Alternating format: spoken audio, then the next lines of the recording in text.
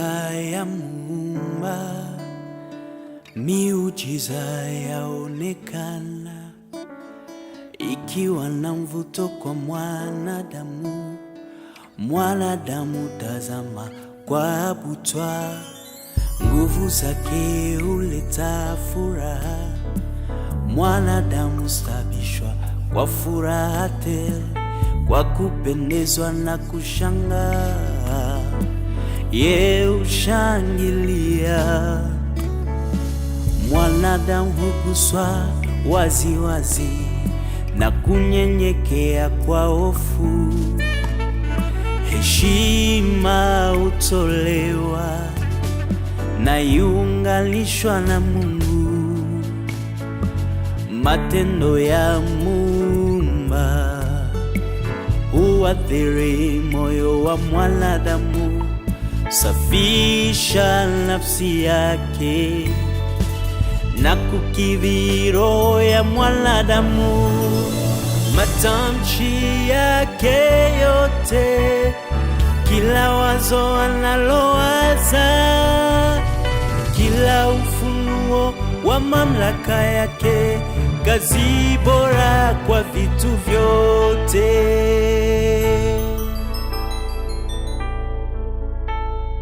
Kwa nguvu za mamlaka yake, matendo ya ajabu hutokea. Kwa nguvu za mamlaka yake, matendo ya ajabu hutokea.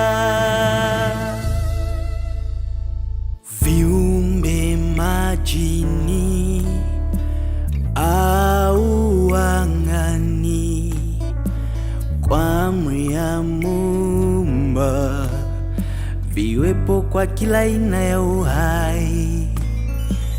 Kwa amri ya Muumba, viumbe huishi kwa aina.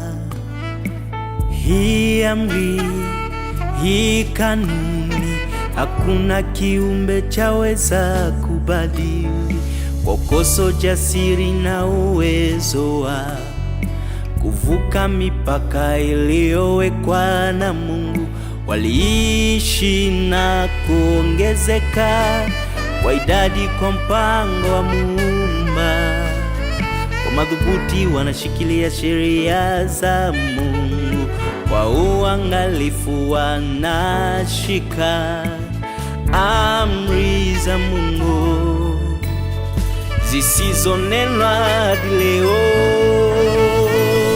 Matamshi yake yote, kila wazo analowaza, kila ufunuo wa mamlaka yake, kazi bora kwa vitu vyote. Kwa nguvu za mamlaka yake, matendo ya ajabu hutokea. Kwa nguvu za mamlaka yake, matendo ya ajabu hutokea.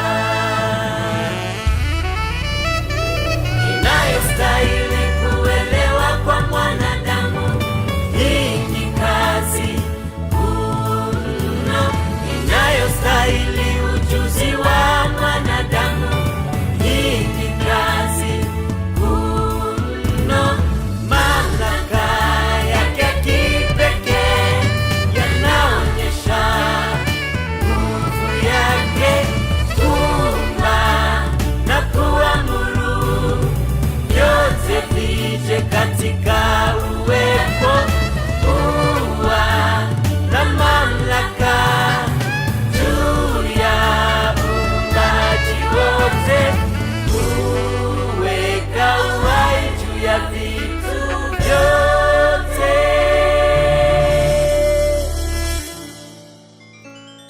Yaonyesha katika uwezo wake kufanya kuwepo mara kwanza na milele. Vitu vyote vionekane duniani, viwepo na maumbo kamili, haina majukumu, kwa kutozuiliwa na muda, kutokuwepo chini ya vizuizi. Mawazo ya Mungu kuumba hayazuiliwi na nafasi. Matamshi yake yote, kila wazo analowaza, kila ufunuo wa mamlaka yake, kazi bora kwa vitu vyote.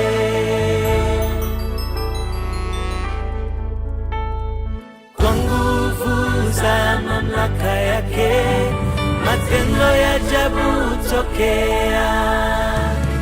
Kwa nguvu za mamlaka yake, matendo ya ajabu hutokea.